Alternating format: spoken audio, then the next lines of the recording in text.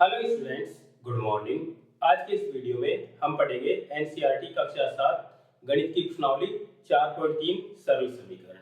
इस प्रश्नावली के अंदर है समीकरणों से संबंधित सवाल, मतलब हम इस प्रश्नावली में समीकरण बनाएंगे और उन्हें हल करना सीखेंगे। तो इस प्रश्नावली में जो भी सवाल करें उससे पहले आपसे रिक्वेस्ट है कि चैनल को सब्सक्राइब जरूर कर लें, वीडियो को लाइक करें, अपने दोस्तों के साथ शेयर करें। तो चलिए शुरू करते हैं हमारी प्रश्नावली का पहला सवाल। ये है निम्नलिखित स्थितियों के लिए समीकरण बनाइए, उन्हें फिर हल करके अज्ञात संख्या लिखिए। यहाँ पर A B C D E F G तक आपको सवाल दिए हुए हैं। तो सबसे पहले आप यहाँ पर देखिए ए सवाल। सवाल ये है, एक संख्या के 8 गुने में 4 जोड़िए, आपको 60 प्राप्त होगा। मतलब आपको एक संख्या माननी है, माना वह संख्या x है। अब प्रश्न क्या कह रहा है, जैसे प्रश्न बोलेगा वैसे वैसे हम करते चले जाएंगे। सवाल ऐसे बोल रहा है कि एक संख्या का 8 गुना, मतलब x का 8 गुना में 4 जोड़ने पर हमको 60 प्राप्त होगा। ठीक है, सवाल ने क्या बोला था कि एक संख्या का 8 गुना में 4 जोड़ने पर हमको 60 प्राप्त होगा। तो अब देखिए हमें इस संख्या का मान निकालना है, x का मान। तो क्या करेंगे, 8x को अपनी जगह पर रहने दो, 60 को भी अपनी जगह पर रहने दो। ये जो प्लस का 4 है ना, इसको हम दूसरी साइड भेज देंगे। तो अगर कोई संख्या प्लस के चिन्ह के दूसरी तरफ जाती है, बराबर चिन्ह दूसरी तरफ जाती है, तो प्लस वाला चिन्ह माइनस का हो जाता है। तो यहाँ पर ये हो जाएगा माइनस का 4 संख्या योग ही योग हुई। ठीक है, अब देखो 60 में 4 घटाए कितने बचे, 56। यहाँ पर तो 8x योग योग, हमें तो x का मान निकालना है, तो 56 भी अपनी जगह पर है। 8 और x दोनों एक दूसरे के साथ गुणा में है, तो 8 को दूसरी साइड भेजेंगे तो ये जाएगा भाग में, मतलब इस तरह से। तो x बराबर, अब हम 56 में 8 का भाग देंगे, कितनी बार जाएगा, 7 बार। तो मतलब वह संख्या क्या होगी हमारी, जो x माना था उसका मान कितने निकल कर आ गया, 7 निकल कर आ गया। तो बी सवाल ये कहता है कि एक संख्या का 1/5 घटा 4 संख्या 3 देता है। मतलब यहां पर भी हम मान लेते हैं एक संख्या x है, माना वह संख्या, यहां पर x मान लेते हैं, यहां पर हम y मान लेते हैं, y है। अब देखो, अब ये सवाल जो हमने y दे रखा है ना, इस y के साथ में क्या रिलेशन है, उस संबंध को पहचानेंगे। एक संख्या का 1/5, मतलब इस ये जो y है ना, इसका 1/5। ठीक है, इसमें से कितना घटाने के लिए बोल रहा है, इसमें 4 घटाने के लिए बोल रहा है। तो 4 घटाने पर हमारे पास बचे केवल 3। मतलब इस संख्या का 1/5 में से 4 घटाने पर मिलेगा हमको 3। अब देखो इनको गुणा करेंगे, y को और 1 को, तो y होगा और नीचे 5 का 5। ये जो माइनस का 4 है ना, इधर जाकर कितना हो जाएगा, ये प्लस का 4 हो जाएगा, है ना। इन दोनों जोड़ेंगे, 3 + 4 7 हो गए। और यहाँ पर ये y, ये जो 5 है इसको ऐसे कैसे रहने दो, है ना। देखो यहाँ पर इसको 7 पीछे ले लेते हैं, 7, इसके नीचे 1 मान लो। अब यहाँ पर हमको y का मान निकालना है। y का मान निकालने के लिए बद्ध गुणा करेंगे। बद्ध गुणा का मतलब होता है इस संख्या को इससे गुणा करेंगे, इस संख्या को इससे गुणा करेंगे। तो पहले 1 को y से गुणा करो, बीच में बराबर का चिन्ह, 5 को 7 से गुणा करो, 7 × 5 35। तो ये हमारा उत्तर आ गया बी वाले भाग में। सी देखिए, यदि मैं किसी संख्या का 3/4 लेकर उसमें 3 जोड़ूं तो मुझे 21 प्राप्त होते हैं।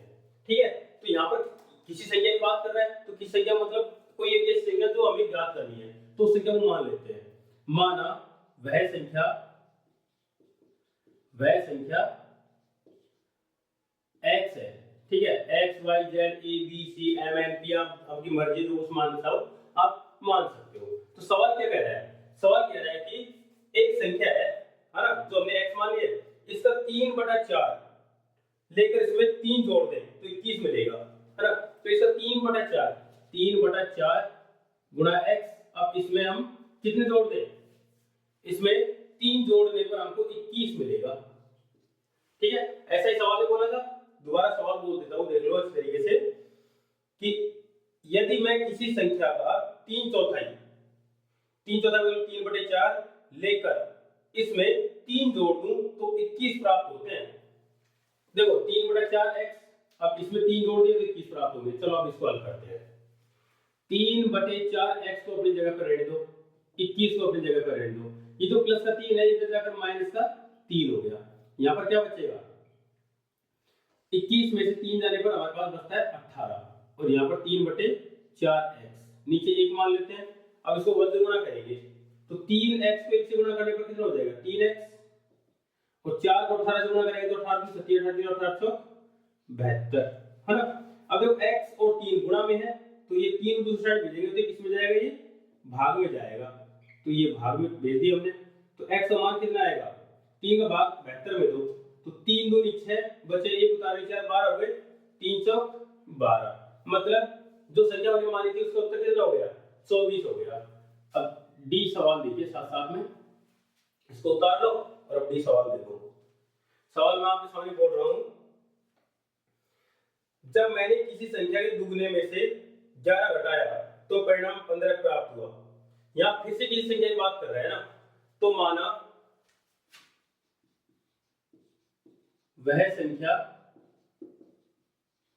अब मैं n मान लेता हूं, n, ठीक है। अब सवाल में क्या कहा कि किसी संख्या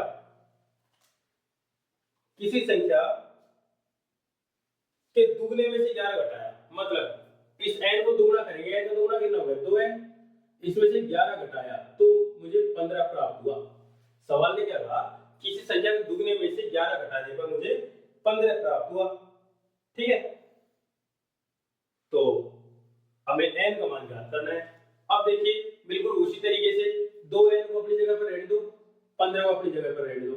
ये जो 11 है माइनस का, इधर जाकर क्या हो जाएगा प्लस का 11 हो जाएगा, जोड़ने पर कितना बचेगा हमारे पास 15 और 11 26, यहाँ पर 2n, n बराबर 26। ये देखो 2 और n गुणा में है, 2 जाएगा किस में जाएगा भाग में जाएगा, तो देखो 26 में 2 का भाग देंगे कितना उत्तर आएगा 13, मतलब वह संख्या कितनी है 13 है। ये हमारा डी वाला भाग हो गया। ई क्या कहता है, मुन्ना ने 50 में से अपनी अभ्यास पुस्तिकाओं की संख्या के तिगुने को घटाया तो उसे परिणाम 8 प्राप्त हुआ, ठीक है। तो यहां पर अभ्यास पुस्तिकाओं की संख्या निकालनी है, ठीक है। तो माना अभ्यास पुस्तिकाओं की संख्या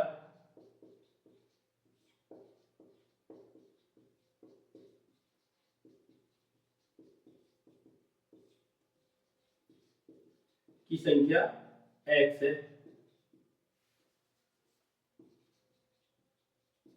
अब सवाल क्या कह रहा है कि 50 में से कितना घटाया, घटाने मतलब माइनस चिन्ह लगाएंगे, 50 से अपनी अभ्यास पुस्तिकाओं की संख्या के 3 गुने, मतलब अभ्यास पुस्तक की संख्या x है तो इसका 3 गुना ये घटाया तो उसे 8 प्राप्त हुआ, है ना।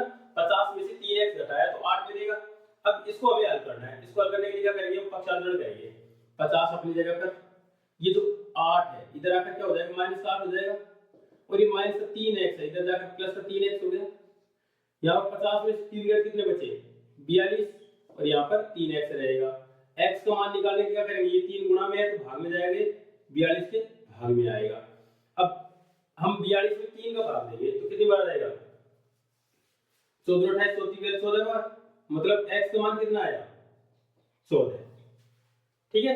तो ये हमारा ई वाला सवाल हो गया। अब f देखो, f सवाल ये है, इवेन हल एक संख्या सोचती है, मतलब कोई लड़की का नाम एक संख्या सोचती है, वह इसमें 19 जोड़कर योग को 5 से भाग देती है तो उसे 8 प्राप्त होता है। तो इवेन हल ने कौन सी संख्या सोची, ठीक है। तो माना इवेन हल ने x संख्या सोची,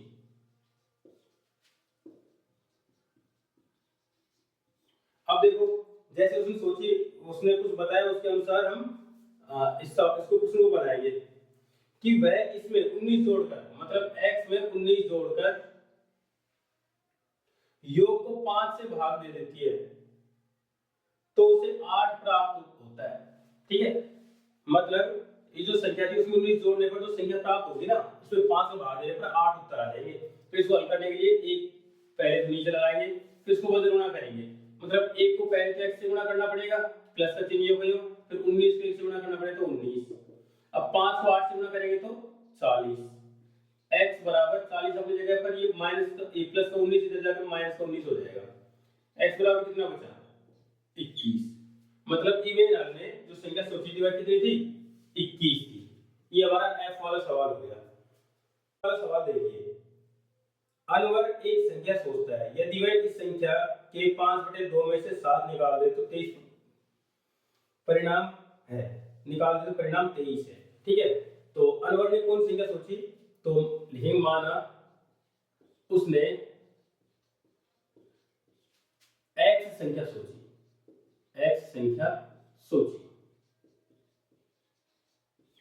अब उसके अनुसार सवाल बनाते हैं कि यदि वह इस संख्या के, मतलब इस संख्या के 5/2 में से 7 निकाल दे, मतलब 7 घटा दे तो परिणाम 23 प्राप्त होगा। अब देखो इसको थोड़ा सिंपल लिखते हैं, 5 गुना x करेंगे तो 5x और 2 नीचे, ये माइनस का संख्या उधर जाकर क्या हो जाएगी प्लस की हो जाएगी। अब करो, देखो 5x/2 अपनी जगह पर और ऊपर हो जाएगा 30, नीचे 1 मान लो। अब बद गुणा करेंगे, मतलब 5x को तो 1 से गुणा करेंगे तो 5x, 30 को 2 से गुणा करेंगे तो 60। अब x बराबर 60 कर निकालने के लिए क्या करेंगे, ये 5 के गुणा में है तो कहां जाएगा, भाग में जाएगा। x बराबर, अब 5 का भाग देंगे 60 में कितनी बार आएगा, 12 आएगा। ठीक है, इस प्रकार से जो पहले में जी सवाल थे, मतलब 7 तक सवाल थे, वो हमने कर लिए हैं। अब हम दूसरे सवाल की तरफ चलते हैं। दूसरा प्रश्न देखिए, निम्नलिखित को हल कीजिए। इसमें 3 भाग हैं, तो ए भाग देखिए। सवाल ये कहता है, अध्यापिका बताती है कि उनकी कक्षा में एक विद्यार्थी द्वारा प्राप्त किए गए अधिकतम अंक प्राप्त किए गए न्यूनतम अंक का 2 गुना जमा 7 है। प्राप्त किए गए अधिकतम अंक 87 है। प्राप्त किए गए न्यूनतम अंक क्या है। ठीक है, तो यहां पर देखिए न्यूनतम अंक की बात कर रहे हैं, तो माना न्यूनतम अंक x है, माना न्यूनतम अंक, जो चीज हमसे पूछता है उसी को मान लेना है, न्यूनतम अंक x है। अब जैसे सवाल बोल रहा है ना, वैसे वैसे हमको इस प्रश्न को बनाना है। तो देखो सवाल क्या बोलता है कि उन्हीं कक्षा में विद्यार्थी द्वारा प्राप्त किए अधिकतम अंक न्यूनतम अंक का 2 गुना, मतलब न्यूनतम अंक x है तो इसका 2 गुना, उसमें 7 जोड़ेंगे, है ना, तो प्राप्त किए गए अधिकतम अंक के बराबर हो जाएगा ना। अधिकतम अंक कितने हैं, 87 है, मतलब न्यूनतम अंक का 2 गुने में 7 जोड़ देंगे तो अधिकतम अंक प्राप्त हो जाएंगे। अधिकतम अंक कितने हैं, 87 है, तो इनको बराबर कर देंगे। तो 2x बराबर 87 माइनस 7, 2x बराबर कितने हो गए 80 बचे, तो x बराबर कितने हो जाएगा 80, ये 2 इसे गुणा में तो आ जाएगा भाग में जाएगा, तो x बराबर कितने हो गए 40, मतलब ये तो न्यूनतम अंक हो गए, न्यूनतम अंक। ये किसी समद्विबाहु त्रिभुज में आधार कोण बराबर होते तो शीर्ष का कोण 40 डिग्री है। इस त्रिभुज के आधार कोण क्या है। ठीक है, मतलब ऊपर का कोण जो है, देखो सवाल को समझने के लिए क्या करेंगे, दोनों कोण बराबर है, ये वाले, ये कोण और ये कोण दोनों बराबर है, ऊपर कोण 40 डिग्री है। ठीक है, अब मान लीजिए कि यहाँ पर आधार कोण क्या मान लेते हैं, माना आधार कोण x है। ठीक है, तो देखो ये x है तो ये भी x है, दोनों बराबर दे रखे हैं इसमें। अब यहाँ प्रश्न क्या कहता है कि त्रिभुज के तीन कोणों का योग कितना होता है, 180 डिग्री होता है। तो देखो 40 नहीं, x प्लस 40 तीनों जोड़ने पर कितना उत्तर आना चाहिए, 180 डिग्री। तो यहाँ पर 2x को जोड़ने पर 2x हो जाएगा और 180, ये 40 प्लस में इधर जाकर माइनस का 40 हो जाएगा, तो 2x बराबर कितना होगा 140, x बराबर 140/2, x बराबर 70 डिग्री, मतलब ये 70 डिग्री होंगे और ये 100, ये केवल 40 डिग्री का कोण होगा। तो ये हमारा बी वाला भाग हो गया। सी वाला सवाल देखिए, सचिन द्वारा बनाए गए रनों की संख्या राहुल द्वारा बनाए गई संख्या की दुगनी है। उन दोनों द्वारा मिलाकर बनाए गए कुल रन एक दोहरे शतक से 2 रन कम है। प्रत्येक ने कितने रन बनाए। ठीक है, देखिए माना जो कम ने बनाया वो हम उसका लेते हैं पहले। माना राहुल ने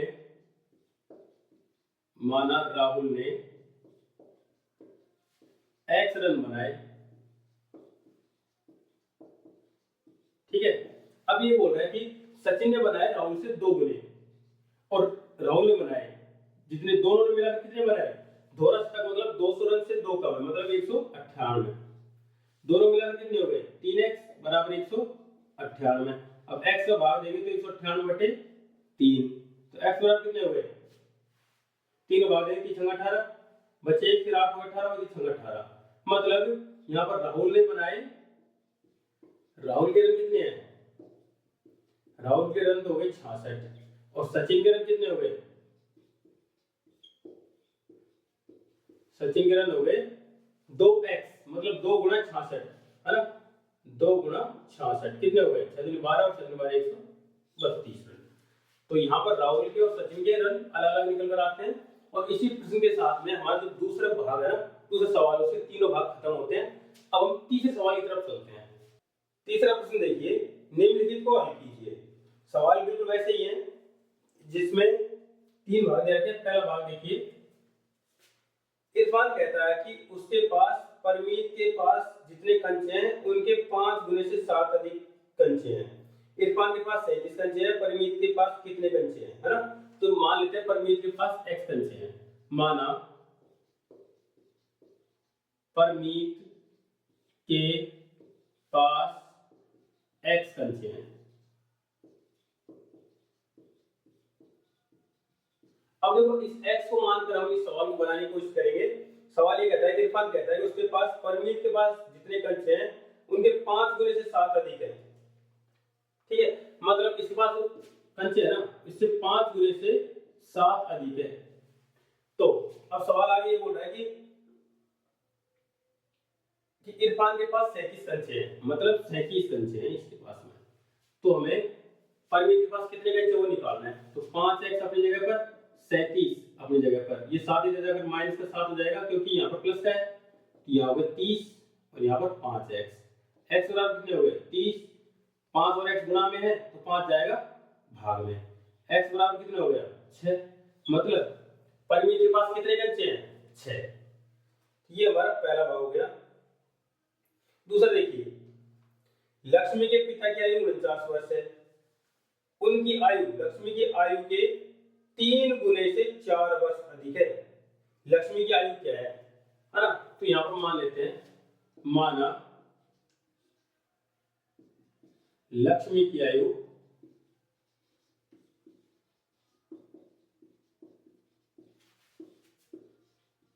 y वर्ष है। अब जैसे सवाल बोल रहे हैं ना वैसे हम सवाल आगे करेंगे कि लक्ष्मी की आयु के 3 गुने से 4 वर्ष, लक्ष्मी की आयु के 3 गुने से 4 वर्ष अधिक किसकी आयु है, पिता की आयु है ना। और पिता की आयु 49 वर्ष है। तो यहाँ पर हमें लक्ष्मी की आयु ज्ञात करनी है। तो 3y अपनी जगह पर रहने देते हैं, 49 को अपनी जगह पर रहने देते हैं। ये जो 4 है प्लस का इधर जाकर माइनस का 4 हो जाएगा। 3y बराबर कितना बचेगा 45, y बराबर 45 और ये जो 3 है गुणा में आ जाएगा भाग में जाएगा। तो अगर 45 में 3 का भाग देंगे कितना आएगा 15। तो मतलब लक्ष्मी की उम्र कितनी आई 15 वर्ष निकल कर आई। ये हमारा इसका दूसरा भाग हो गया। तीसरा देखिए, सुंदर ग्राम के निवासियों ने अपने गांव के एक बाग में कुछ पेड़ लगाए। इनमें से कुछ पेड़ फलों के पेड़ थे। इन पेड़ों की संख्या जो फलों के नहीं थे, फलों वाले पेड़ों की संख्या के 3 गुने से 2 अधिक थी। यदि ऐसे पेड़ों की संख्या जो फलों के नहीं है 77 है तो लगाए गए फलों के पेड़ों की संख्या क्या थी, ठीक है। तो यहाँ पर मान लेते हैं फलों के पेड़ों की संख्या x थी, फलों के पेड़ों की संख्या x थी। अब सवाल बोल रहा है कि जो फलों के पेड़ है ना उनकी संख्या का 3 गुना से 2 अधिक थी। मतलब 3x + 2 इससे किसके बराबर थी, ये बिना फलों के पेड़ों की संख्या के बराबर थी। और बिना फलों के पेड़ों की संख्या कितने थे 77, ठीक है। अब हमें फलों की संख्या निकालनी है तो 3x अपनी जगह पर रख देते हैं, 77 अपनी जगह पर। ये तो प्लस 2 इधर जाकर माइनस का 2 हो जाएगा। 3x बराबर कितना बचेगा 75। यहाँ पर हम x का मान निकालेंगे तो 75 और ये 3 गुणा में है, खा जाएगा भाग में जाएगा। 75 में 3 का भाग देने पर कितना आएगा 25। मतलब फलों के पेड़ कितने थे यहाँ पर 25 थे। ये हमारा तीसरा प्रश्न हो गया। ठीक है, अब चौथा सवाल क्या है, निम्नलिखित पहेली को हल कीजिए। मैं एक संख्या हूं, मेरी पहचान बताओ, मुझे 7 बार लो और एक 50 जोड़ो। एक तिहरे शतक तक पहुंचने के लिए अभी आपको अभी भी 40 चाहिए, है ना। 14 सवाल मैं यहां पर कर देता हूं, एक पहेली के रूप में बोल रखा है। तो माना वह संख्या x है, ठीक है, कि मैं एक संख्या हूं, मतलब हमने उस संख्या को x मान लिया। अब सवाल ये कह रहा है कि मुझे 7 बार लो, मतलब 7 से गुणा कर दो इसको, और एक 50 जोड़ो। इसमें हम 50 जोड़ देते हैं एक बार। एक तिहरे शतक तक पहुंचने के लिए आपको अभी भी 40 चाहिए, मतलब तिहरे शतक मतलब 300 पूरा करने के लिए अभी भी 40 और चाहिए। मतलब ये संख्या किसके बराबर है 260 के बराबर है ना। तो 7x को अपनी जगह पर रहने दो, 260 को अपनी जगह पर। ये जो 50 का है इधर जाकर माइनस का 50 हो जाएगा। तो 7x अपनी जगह पर, यहाँ पर कितने बचेगा 210। x बराबर 210 बटे 7, x बराबर कितना बचेगा 30। मतलब वह संख्या क्या है, वह संख्या है 30। ठीक है बच्चों, इस प्रकार से हमने इस प्रश्नावली के सारे सवाल हल कर लिए। किसी सवाल में दिक्कत आई हो तो कमेंट करके जरूर बता देना, ठीक है। और मुझे लगता है कोई सवाल में दिक्कत नहीं आई होगी तो वीडियो को लाइक जरूर करें, अपने दोस्तों के साथ शेयर करें और चैनल को सब्सक्राइब जरूर कर लें, ठीक है। अब मिलेंगे हम अगली प्रश्नावली के साथ में। धन्यवाद।